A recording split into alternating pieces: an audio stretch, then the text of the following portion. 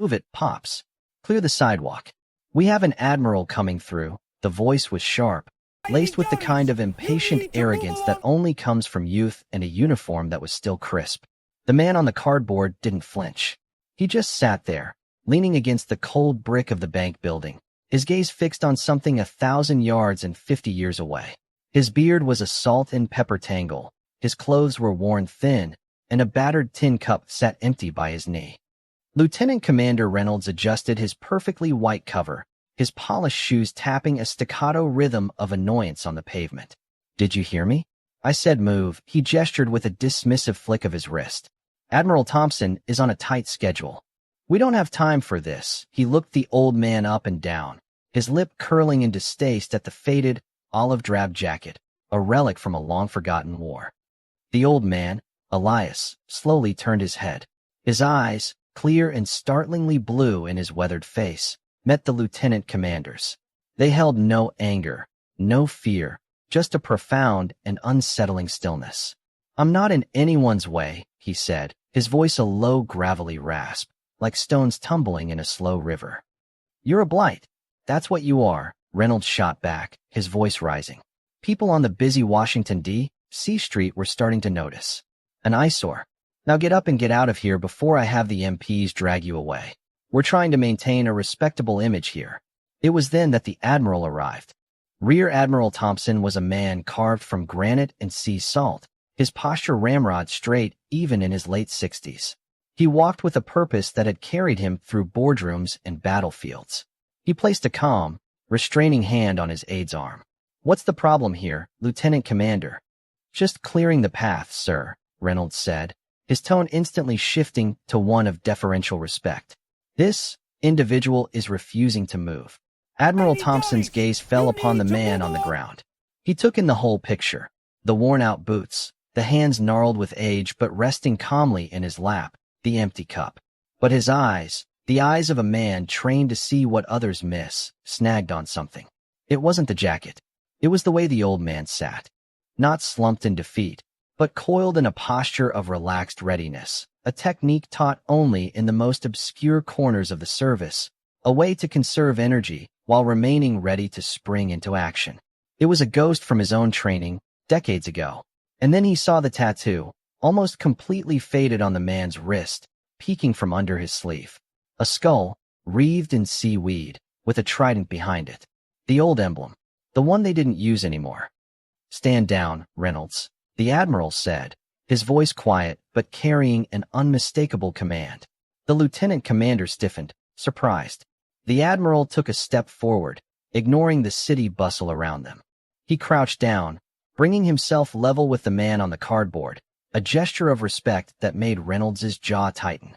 The Admiral's knees protested, but he ignored them. "It's been a long time since I've seen one of those," Thompson said, his voice a low murmur, nodding toward the faded tattoo.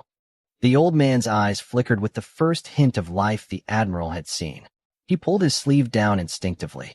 "It's just an old drawing," he rasped. "We both know it's more than that," Thompson said gently. He looked into those clear blue eyes, seeing past the grime and the years. He saw the ghost of a warrior. "I'm Marcus Thompson." The man hesitated, then gave a slight nod. "Elias." "Elias," the Admiral repeated, tasting the name. "That's a good, strong name. You wore the uniform, it wasn't a question." "A long time ago," Elias confirmed, his gaze drifting away again. Reynolds, unable to help himself, stepped forward. "Sir, with all due respect, we have a meeting at the Pentagon in 30 minutes. We can't afford to be late." Thompson didn't even look at him. He kept his focus locked on Elias. He knew this type of man, the quiet ones, the ones who carried the heaviest burdens and never spoke a word of it. He'd seen them in debriefing rooms, their eyes hollowed out by things they couldn't unsee. He'd seen them at memorials, standing in the back, their grief a silent, crushing weight. He'd never seen one like this, on a sidewalk, with an empty cup. The disconnect was a physical pain in his chest. "What unit were you with, Elias?" the Admiral asked, his voice soft. Elias shook his head. "Don't remember. It was all classified. Different names for different places. This was the test." The Admiral leaned in closer, his voice dropping to a near whisper, a tone meant only for the two of them. creating a bubble of shared history on a busy street corner. Maybe, but no man forgets his call sign. Not ever. It's burned into you. Who were you when you were out in the dark? Elias was silent for a long moment. The sounds of the city seemed to fade away. The traffic, the chatter, the distant sirens, it all receded into a dull hum. He looked at Admiral Thompson, really looked at him, and for a second, the Admiral saw the steel that had been forged in the crucible of some forgotten hell. The old man's shoulders straightened just a fraction. A flicker of the man he used to be, a shadow of immense strength, passed over his worn features. When he finally spoke, his voice was barely audible, a secret shared between ghosts. Aurora 6. The words hit Admiral Thompson like a rogue wave. He physically recoiled, his breath catching in his throat. His face went pale beneath his tan. Reynolds saw the change and took a half-step forward, alarmed. "Sir, are you all right?" Thompson didn't hear him. He was deafened by two words. Aurora 6. It wasn't a call sign. It was a myth. A campfire story told by grizzled intelligence officers and Tier 1 operators after too many drinks. A ghost story about a unit that never existed, that did the things no one else could or would do.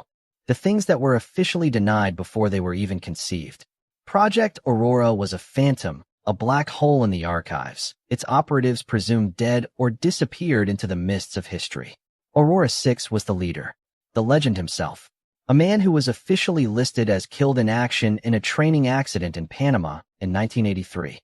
The glint of sunlight off a passing bus's window hit Thompson's eyes, and for Elias, the flash was a trigger. The world dissolved. The hard concrete beneath him became the cold, vibrating deck of a submersible. The smell of exhaust fumes turned into the acrid tang of salt, diesel, and fear. He was no longer an old man on C Street. He was 30 years old, his face blackened with camo paint, the weight of his gear a familiar comfort. He could feel the icy water of the Barents Sea seeping into the cuffs of his dry suit. He was Aurora 6. His team, 5, 4, 3, and 2, were phantoms around him, their breathing controlled, their movements economical. Their target was a Soviet submarine, a new Typhoon class, nestled in a supposedly impenetrable Arctic pen. Their mission wasn't to sink it. It was far more complex, far more audacious. They were to board it, retrieve a specific set of launch codes from the captain's safe, and get out, leaving no trace they were ever there. An impossible task. A suicide mission. The kind of mission Project Aurora was made for. He remembered the feel of the magnetic clamps locking onto the sub's hull, the muffled clank echoing through the water. He remembered the look in Aurora 2's eyes, young kid from Nebraska named Miller, as they prepared to cut through the hull. The kid was scared, but he was solid. They were all solid. The best of the best, handpicked from SEALs, from Delta, from Recon. Men who were already ghosts, officially separated from their units, their records sealed. The memory shifted, becoming sharper, more painful. The chaos. The alarm that shouldn't have gone off. A silent klaxon flashing red in the narrow corridor. Shouts in Russian. The smell of cordite. Miller, young Miller, taking a round to the chest, his eyes wide with surprise before he slumped against the bulkhead. Elias remembered dragging him into a small maintenance locker, trying to stop the bleeding with his bare hands, whispering promises he knew he couldn't keep. "We're getting out of here, son. Just hang on. We're going home." But they didn't. He was the only one. He had the codes, but he'd lost his men. He'd completed the mission, but failed his team. The official report, the one he never saw, would say the mission was a success. But for Elias, for Aurora 6, it was the day he died. He'd made it back, but the man he was, the leader, the warrior, he was still there, in that cold, dark locker, holding a dying boy from Nebraska. The ghosts were too loud. They followed him out of the service, through a series of dead-end jobs, a broken marriage, and finally, onto the street, where the noise of the city was the only thing that could sometimes drown them out. He blinked. The cold metal of the submarine was gone. It was just the hard brick of the bank building. The face in front of him wasn't Miller's. It was the Admiral's, etched with shock and a dawning, horrified reverence. Admiral Thompson finally found his voice.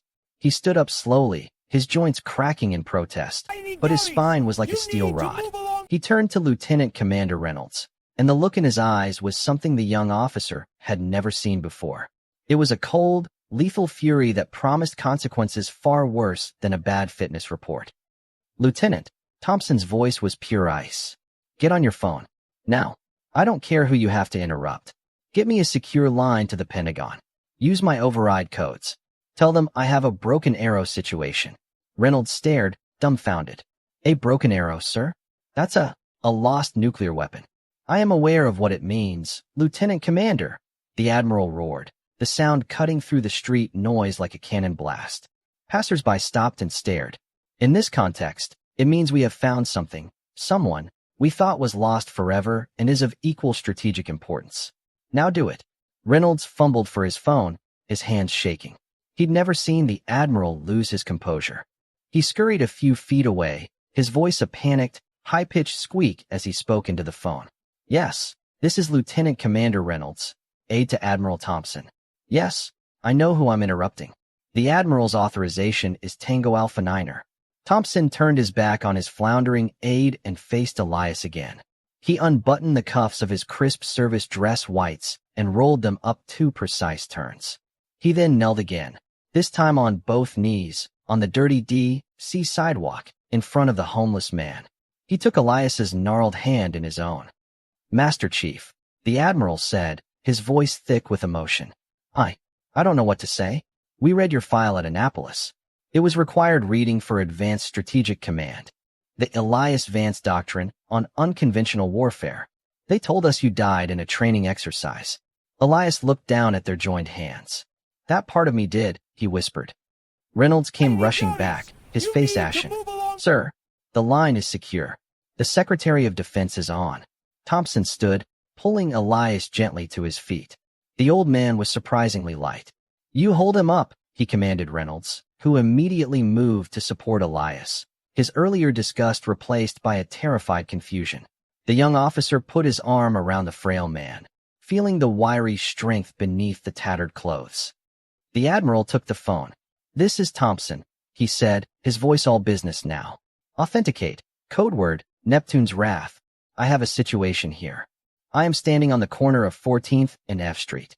I have Aurora 6 in my possession. He's alive." The silence on the other end of the line was absolute. Thompson could practically hear the gears grinding to a halt 3 miles away. Then, the line exploded with frantic, overlapping voices. The Admiral listened, his face impassive. "Yes, I am 100% certain. The tattoo is confirmed." He authenticated the call sign himself. "Understood." He listened for another moment. "Send the car. And send a medical team.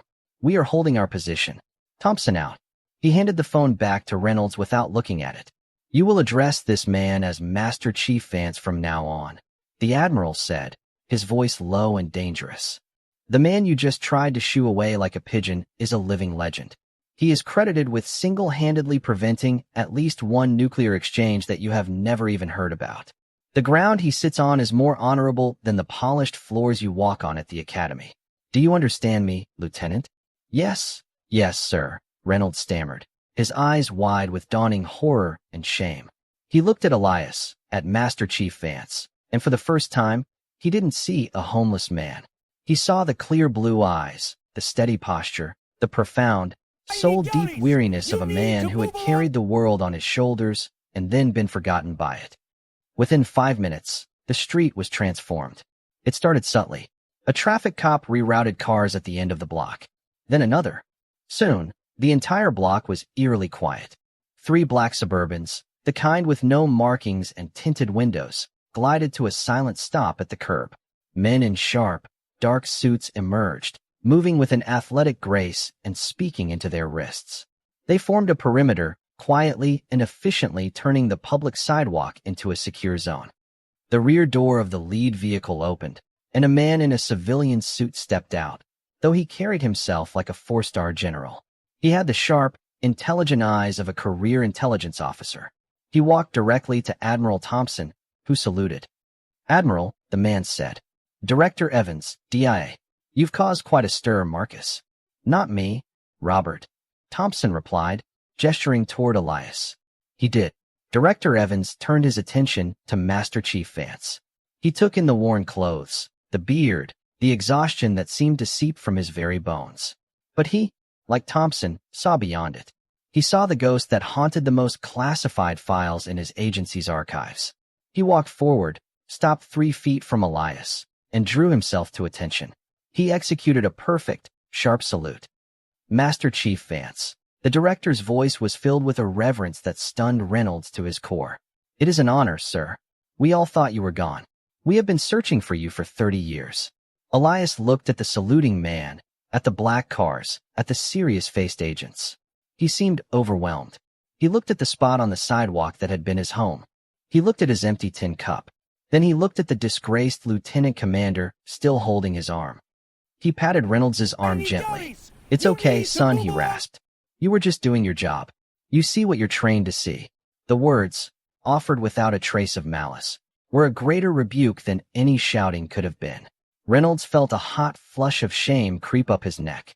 He had been trained to see threats, to see obstacles, to see appearances. He had completely failed to see the man. An agent brought a thick wool blanket and draped it over Elias's shoulders.